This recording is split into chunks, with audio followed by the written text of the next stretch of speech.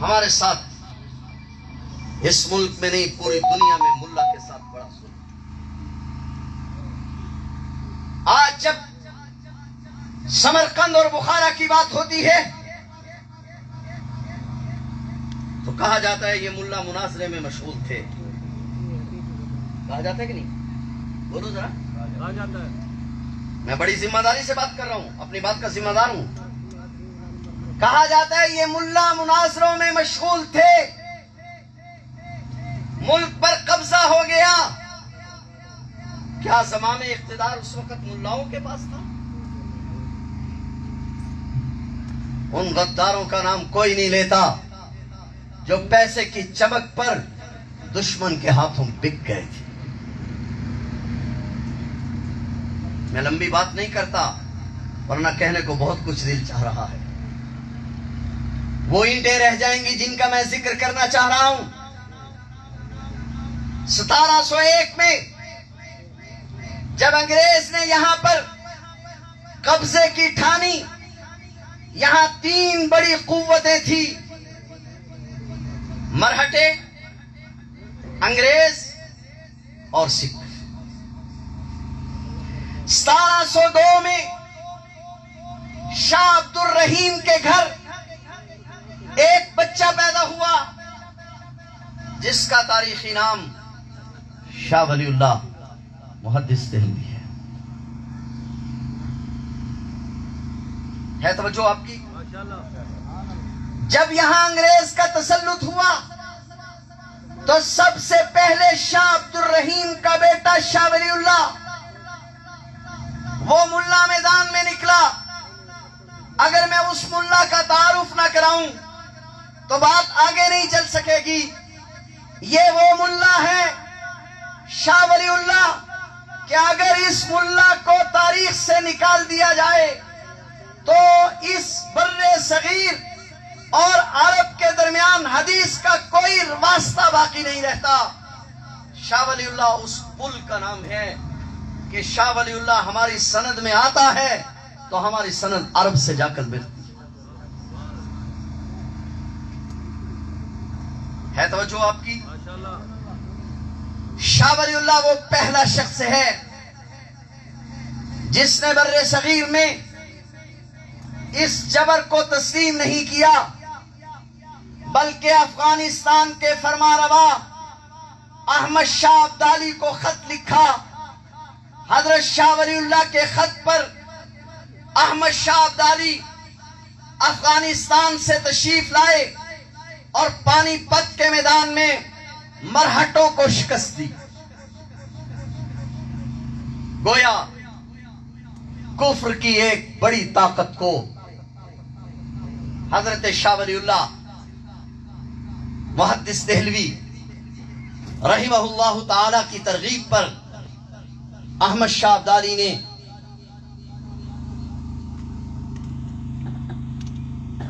صحیح اوپر تشریف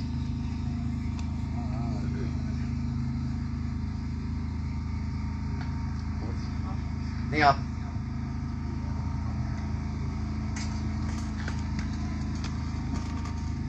ہمارے استاد محترم حضرت مولانا عبد الرحمن جامی صاحب تشریف لائے ہیں. میں نے 6 سال حضرت سے پڑھا ہے.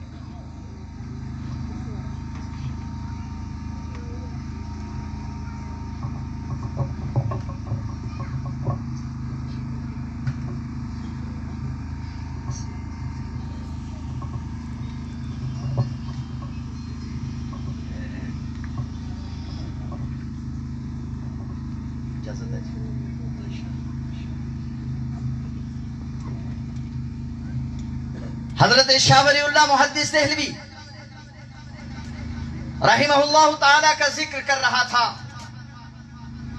شاہ ولی اللہ نے اپنی تحریک کو آگے بڑھایا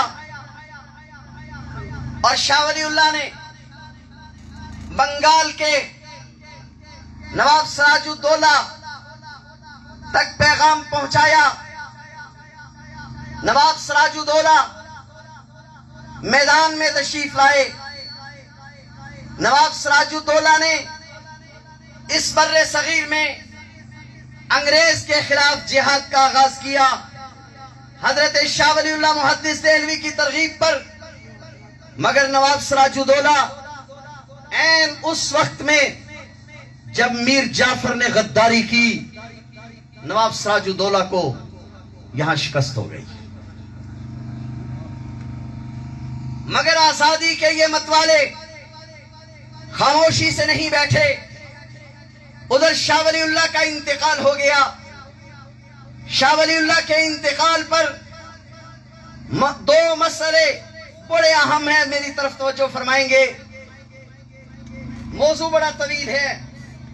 حضرت شاہ ولی اللہ محدث دہلوی کا انتقال ہوا، دلی کے بہت بڑے گراؤنڈ میں جنازہ تیار ہے، کوئی آدمی جنازے کے لیے آگے نہیں بڑھ رہا۔ پوچھا گیا مسئلہ کیا ہے، بتلایا گیا کہ شاہ ولی اللہ کی روح اللہ سے جھگڑا کر رہی ہے، پہلے میرا جانشین مقرر کیا جائے، پھر جنازہ پڑھانے کی اجازت دی جائے۔ تھوڑی دیر کے بعد مرزا مظہر جانے جاں رحمہ اللہ تعالی تشریف لائے اور جنازہ پڑھانے کے لیے آگے بڑھے۔ کسی نے پوچھا حضرت کیا شاہ ولی اللہ کا جانشین مقرر کر دیا گیا؟ حضرت مرزا مظہر جانے نے فرمایا ہاں، شاہ ولی اللہ کی مسند پر شاہ عبدالعزیز محدث دہلوی کو بٹھا دیا گیا۔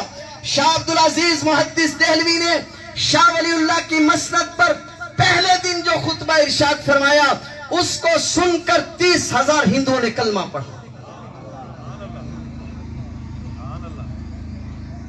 تحریک آزادی جاری رہی۔ شاہ عبدالعزیز محدث دہلوی نے وہ تاریخی فتویٰ دیا جو بعد میں بر صغیر میں آزادی کی تمام تحریکوں کی بنیاد بنا۔ وہی فتویٰ سلطان فتح علی خان، سلطان ٹیپو کے میدان میں آنے کی بنیاد بنا، اور پھر یہاں سلطان فتح علی خان، سلطان ٹیپو میدان میں آئے، مگر وہ بھی میر صادق کی غداری کی وجہ سے ان کو بھی شکست ہو گئی، مگر آزادی کی تحریک جاری رہی۔ میں ان اینٹوں کا ذکر کرنا چاہ رہا ہوں جو بنیاد میں موجود ہیں مگر نظر نہیں آ رہی۔ سلطان فتح علی خان، سلطان ٹیپو کا آج جو چہرہ ہمیں دکھایا جا رہا ہے، یہ بہت بڑی بکواس ہے اور امت مسلمہ کی تاریخ کو مسخ کرنے کے برابر ہے۔ سلطان فتح علی خان کی سینہ بھر داڑھی تھی۔ سید ابو الحسن علی ندوی رحمت اللہ علیہ نے لکھا ہے، سلطان فتح علی خان، سلطان ٹیپو اس وقت تک صبح کا ناشتہ نہیں کرتا تھا جب تک 2 گھنٹے اللہ کے قرآن کی تلاوت نہیں کر لیتا۔ ابھی چند سال پہلے ہندوستان میں ایک ڈیم کی بنیاد رکھی گئی۔ اس ڈیم کی بنیاد رکھتے وقت جب زمین کو کھودا گیا تو اس میں سے ایک تختی نکلی، جس تختی پر سلطان فتح علی خان، سلطان ٹیپو کا نام درج تھا کہ سلطان ٹیپو نے آج سے 150 سال پہلے یہاں اس ڈیم کی بنیاد رکھی تھی۔ سلطان فتح علی خان بھی شہید ہو گئے، مگر آزادی کی تحریک جاری۔ شاہ عبدالعزیز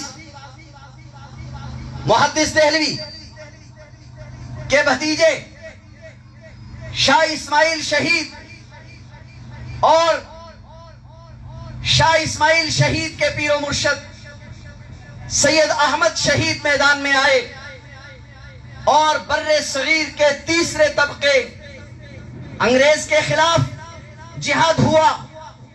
دوسرا طبقہ، پہلا طبقہ مرہٹوں کے خلاف جہاد ہوا، پھر انگریز کے خلاف جہاد ہوا، اب تیسرا مرحلہ آیا، پھر بھی اسی خاندان کے لوگ میدان میں آئے۔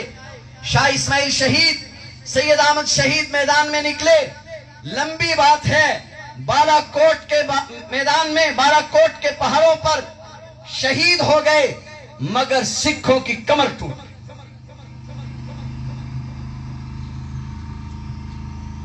پھر وقت آیا، ایک مرتبہ پھر اسی خاندان کے لوگوں نے، اسی درسگاہ کے طلباء نے بہادر شاہ ظفر کو ابھارا کہ انگریز کے خلاف میدان میں نکلو، اور ان کے ساتھ حجت الاسلام مولانا محمد قاسم نانوتوی، حضرت مولانا قطب الارشاد مولانا رشید احمد گنگوہی، حافظ ضامن شہید اور دیگر اکابرین میدان میں نکلے، اور 1857 کی جنگ آزادی لڑی گئی، جس میں 36,000 سے زائد علماء کرام کو ذبح کیا گیا۔ میں صرف ایک واقعہ، بہت عجیب واقعہ، انگریز مورخ ہے مسٹر تھامسن، اس نے اپنی کتاب میں یہ واقعہ نقل کیا ہے۔ مسٹر تھامسن لکھتا ہے کہ ایک مولوی صاحب سے میں نے عربی کے چند قاعدے پڑھے تھے۔ آپ کو معلوم ہوگا 1857 کی جنگ آزادی میں جب ہمیں شکست ہو گئی تو اس شکست پر ہمارے ساتھ جو کچھ ہوا آپ سب حضرات کے علم میں ہوگا۔ دلی سے لے کر کلکتے تک پوری جرنیلی سڑک پر کوئی ایک درخت ایسا نہیں تھا جس پر کسی عالم دین کی لاش نہیں تھی، جس پر کسی داڑھی والے کی لاش نہیں تھی، علماء کرام کو ذبح کیا گیا۔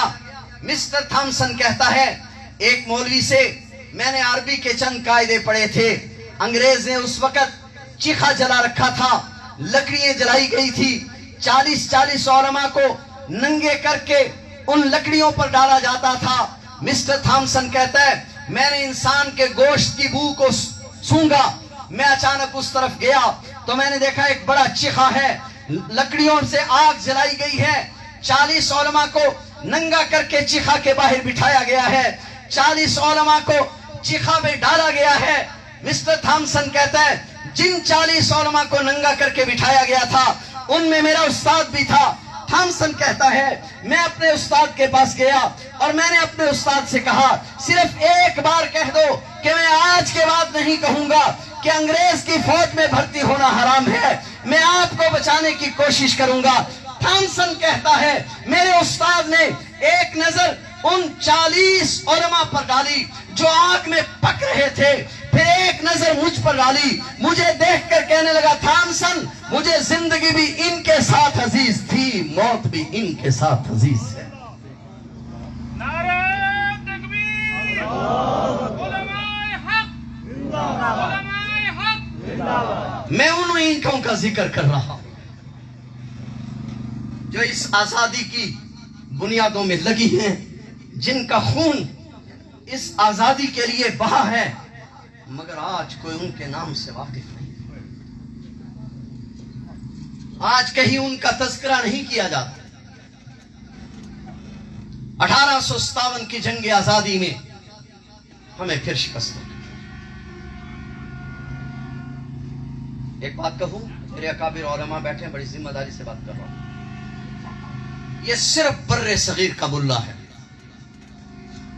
جو ان تمام تر حالات کے باوجود میدان میں کھڑا رہا اور تحریک آزادی کو جاری رکھا۔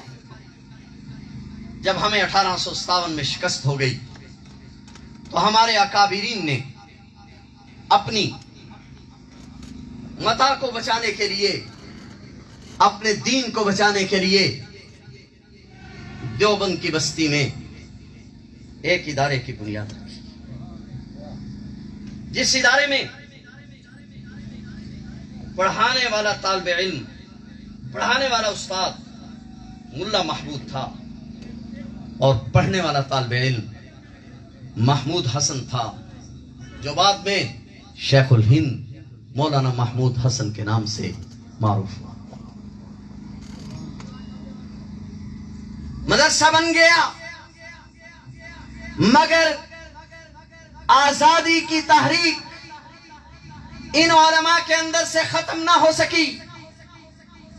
اس مدرسے کا پہلا طالب علم جس کا نام شیخ الہند مولانا محمود حسن تھا، جو ہی پڑھ کر فارغ ہوا میدان میں نکل آیا اور تحریک ریشمی رومال کا آغاز کیا۔ अपने होनहार तालिबे इल्म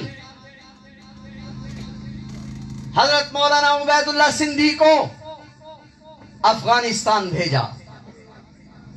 हजरत मौलाना उबैदुल्लाह सिंधी अफगानिस्तान तशरीफ ले गए और तकरीबन 7 साल तक अफगानिस्तान रहे।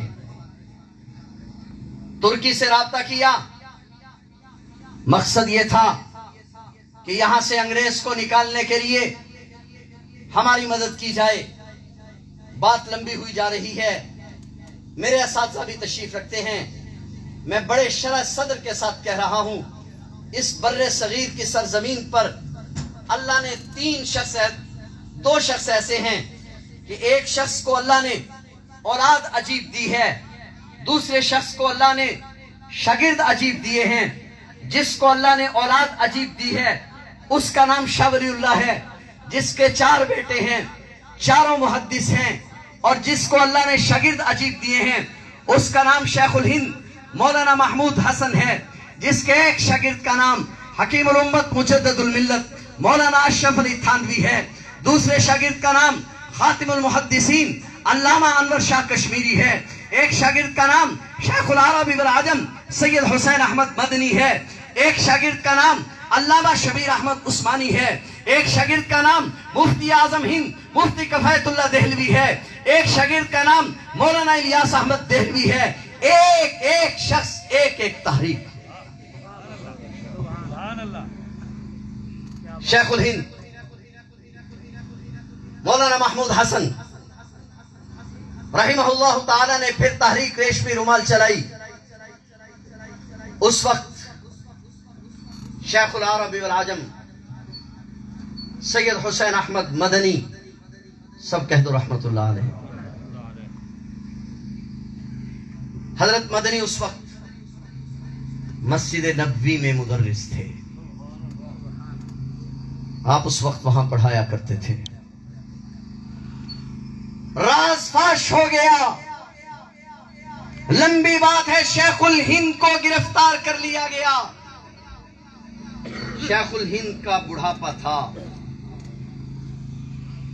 शेखुल अरबी वल आजम सैयद हुसैन अहमद मदनी मस्जिद नबवी की तदरीस छोड़कर अपने शेख की खिदमत के लिए माल्टा की जेल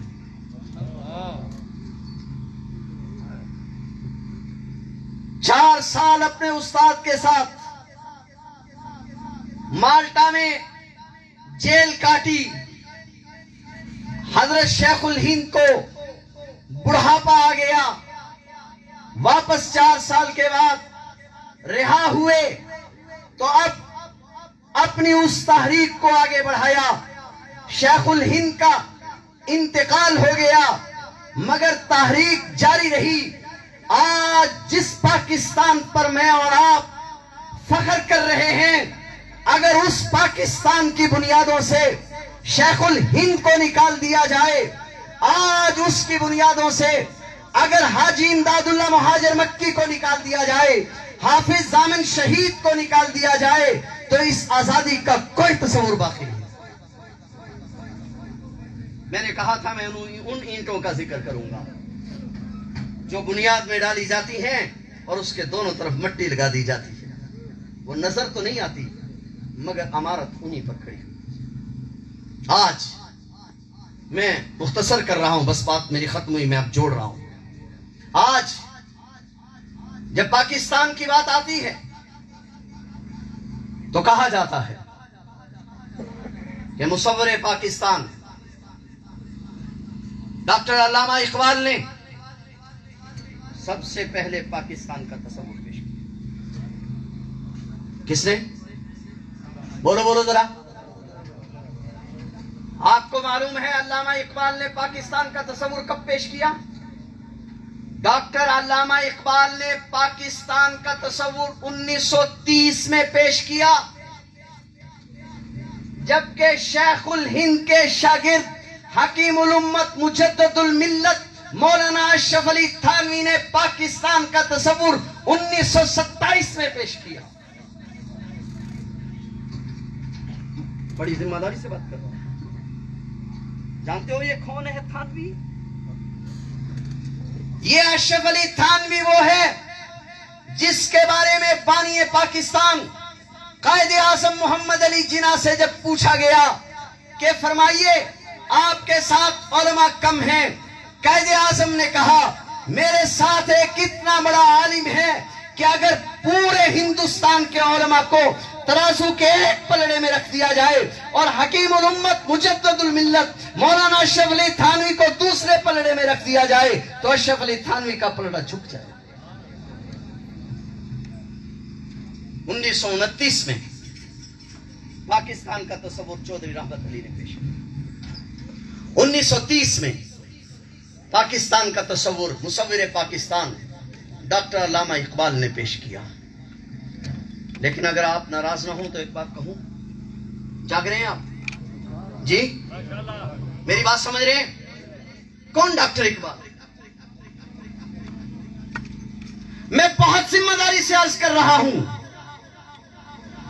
बहुत जिम्मेदारी से अर्ज कर रहा हूं, अगर डॉक्टर अल्लामा इकबाल की तारीख से, उसकी सीरत से अल्लामा अनवर शाह कश्मीरी को निकाल दिया जाए फिर कुछ भी नहीं।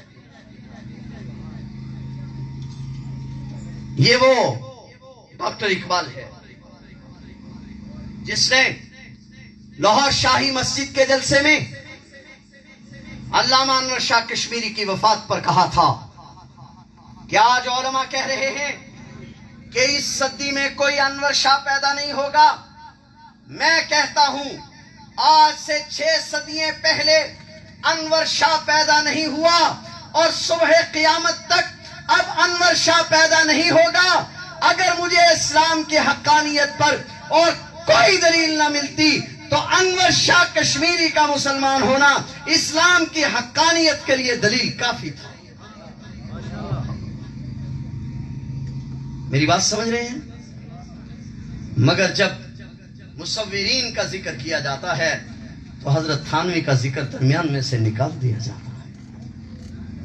ये वो ईंटें हैं जो बुनियाद में मौजूद हैं, मगर आज मुझे और आपको नजर, बात समझ रहे हैं या नहीं समझ रहे?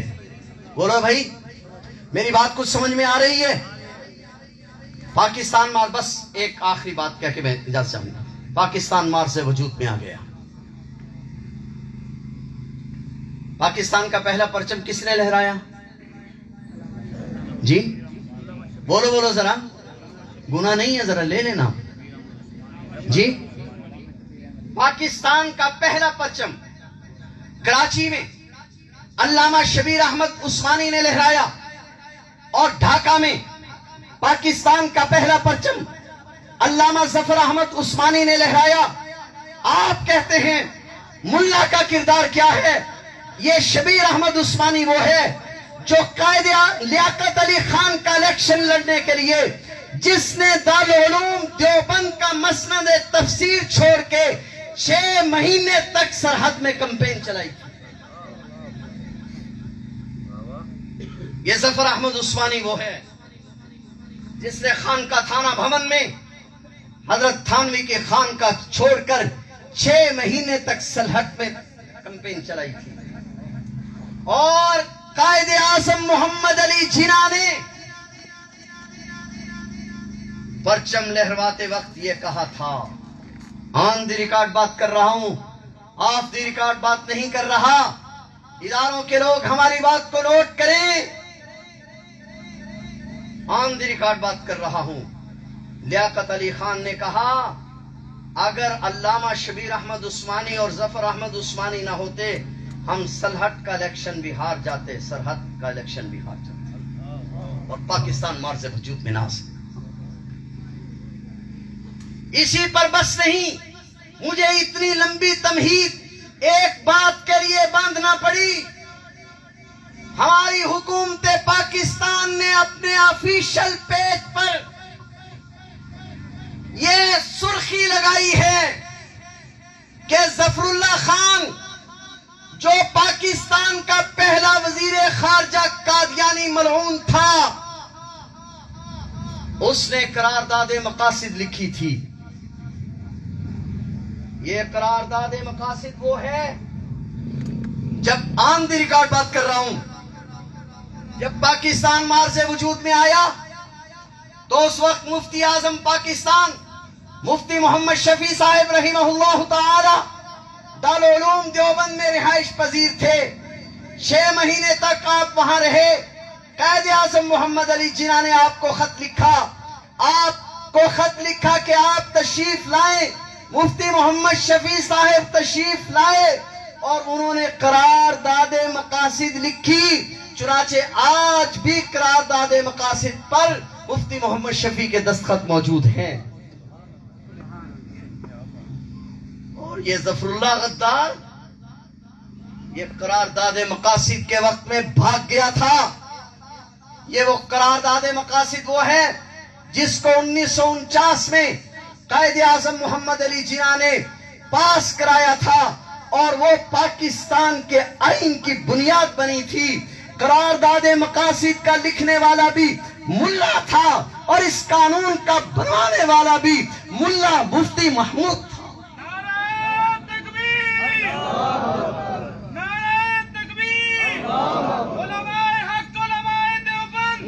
میں بڑی ذمہ داری سے عرض کر رہا ہوں.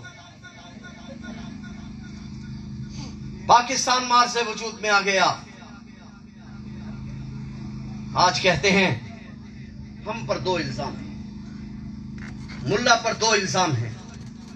ایک الزام یہ ہے کہ ملا فرقہ واریت پھیلاتا ہے. ایک الزام یہ ہے کہ ہم ملا دہشت گرد ہیں. ہم بتلاتے ہیں دہشت گرد کون ہے. پاکستان کی پہلی فرقہ واریت پاکستان بن گیا. بانی پاکستان کا انتقال ہو گیا. بانی پاکستان کا جب انتقال ہوا علامہ شبیر احمد عثمانی نے جنازہ پڑھایا. دیوبندی بریلوی اہل حدیث حتیٰ کہ شیعہ نے علامہ شبیر احمد عثمانی کے پیچھے جنازہ پڑھا. اور کون جنازے سے نکل کر چلا گیا؟ سر ظفر اللہ خان جو قادیانی تھا اور پاکستان کا پہلا وزیر خارجہ تھا. شام کو صحافیوں نے پکڑ لیا. کہا تم نے بانی پاکستان کا جنازہ نہیں پڑھا. الفاظ سنیے. اب ظفر اللہ کہتا ہے اگر یہ ملک مسلمانوں کا ہے تو مجھے مسلمان مملکت کا کافر وزیر خارجہ سمجھ لیا جائے، اور اگر یہ مسلمان کافروں کا ہے تو پھر مجھے کافر مملکت کا مسلمان وزیر خارجہ سمجھ لیا جائے. یہ تھی پہلی فرقہ واریت جو قائد اعظم محمد علی جناح کے جنازے پر تم نے پھیلائی. ہم نے اس ملک میں سب سے پہلا قتل